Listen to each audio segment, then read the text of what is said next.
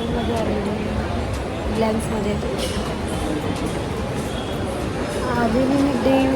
आता इथून मी निघून जाणार आहे, म्हणजे निघून माझ्या मैत्रिणीच्या घरी जाणार आहे बोर स्नान करण्यासाठी.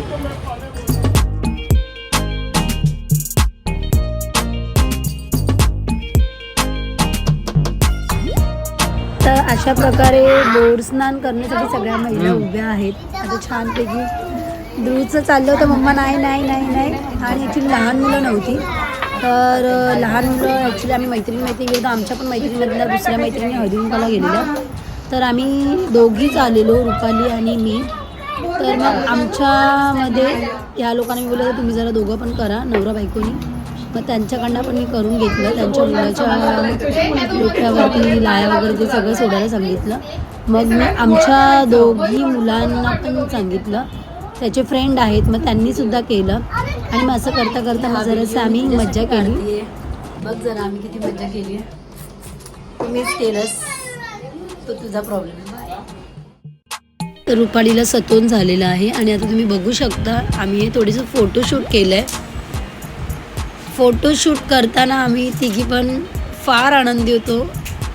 आणि हे आमच्या दोघींची मुलं, म्हणजे आमच्या तिघींचीसुद्धा मुलं, आणि हा जो पूर्ण त्यांच्या घरी ज्या महिला आलेल्या त्या सगळ्या.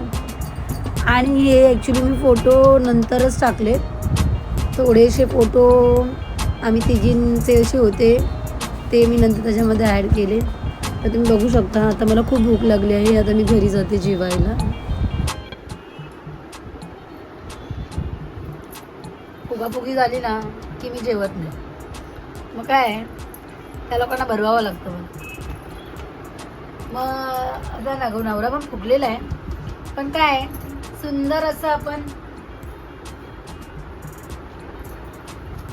मजा करून घ्यायची. जीवन छोटंसं आहे,